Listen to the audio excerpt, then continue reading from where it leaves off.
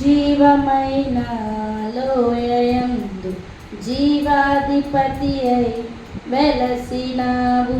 దీన శరీరం మహిమా శరీరముగా నీ వాక్కుతో మహాసైన్యముగా మార్చినావు. హల్లెలూయా హల్లెలూయా నీవే రాజువు. హోసన్నా హోసన్నా నీవే రాజువు. హల్లెలూయా హల్లెలూయా నీవే మహారాజువు.